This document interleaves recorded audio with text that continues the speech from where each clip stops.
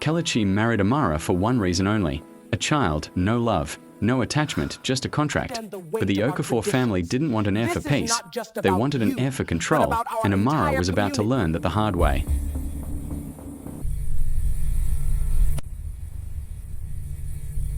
Amara woke up to silence, so heavy it felt like the house was watching her. The room was too perfect. The bed is too large. The air is too quiet. She stood by the mirror and adjusted her blouse, reminding herself why she was here. Her father's dialysis, her siblings' school fees, a chance to pull her family out of suffering. She whispered to herself, "This is not my life. It is just a season." She stepped out into the hallway and almost immediately saw two housemaids stop talking the moment she appeared. Amara forced a polite smile and walked past them. In the dining room, the table was set like a royal banquet, but only one person sat there, Madame Ifeoma Okafor. Kelechi was not around. Amara greeted softly. "Good morning, Ma." Madame Ifeoma did not answer. She simply pointed at a chair, then kept sipping her tea like Amara was not human. Amara sat carefully. The older woman finally spoke, voice flat. "Do you know what you are here for?" "Yes, Ma." "Good. Then do not waste time."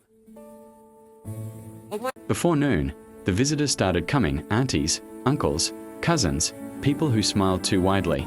They hugged Amara like they loved her, but their words were knives wrapped in velvet. One auntie tapped Amara's stomach lightly as if checking a fruit. "This is the one.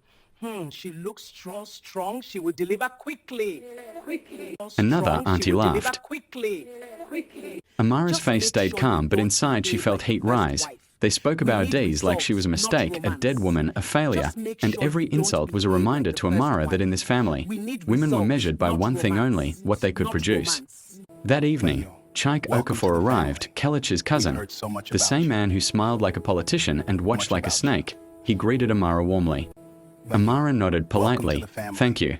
Chaik stepped closer, lowering his voice like they were sharing a secret. "Let me advise you. Do not think this marriage is about love. It's about legacy." Amara's eyes narrowed slightly. "I know," Chaik smiled. "Chaik. Good, because some women enter this house and start dreaming. Don't dream." "I'm not here to dream." Smart girl. But Amara felt the warning under his words. This man was not a cousin visiting. He was a man measuring her like an obstacle. Kelechi returned late that night. Amara saw him in the hallway, tall, clean, controlled, a man built from discipline. She greeted, "Good evening." Good evening. That was all. And oh, how was your day? No, are you comfortable? No warmth, just silence. Amara watched him turn toward his wing. And in that moment, she realized something painful. She was in a mansion full of people and still alone. The next morning, Madame Ifeoma struck again. Amara had barely sat down when the older woman placed a small container on the table. Take this. Amara looked inside. Herbs, bitter roots, a dark mixture. "Ma, what is it?" Madame Ifeoma's eyes were sharp. "Something to make you fertile." Amara's face froze. "Ma, I already did medical screening." Madame Ifeoma leaned in. "In this house, we do not rely only on hospital." Amara's voice dropped. "Careful. I'm not comfortable taking something I don't know."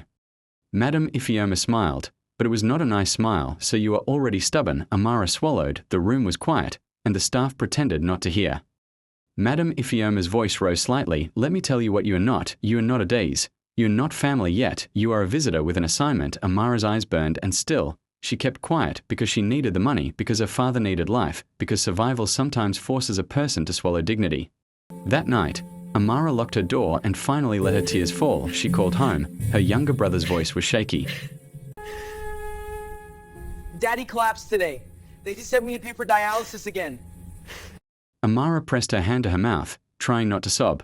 "I will send it," she whispered. "I will send it." She ended the call and slid down the wall.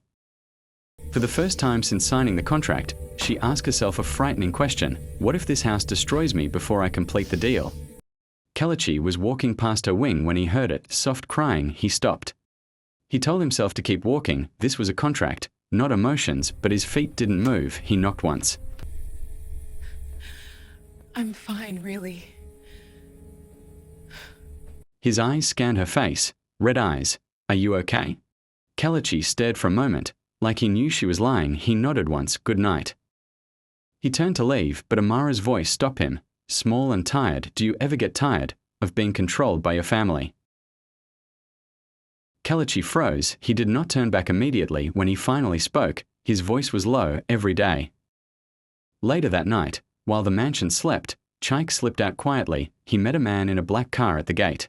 They spoke in low tones, then Chaik handed him an envelope. Find everything about her, her family, her past, her weaknesses. The man nodded. And if I find something? Chaik's smile returned, cold and confident. Then we use it. Amara thought the worst thing in the mansion was Madame Ifeoma's cruelty.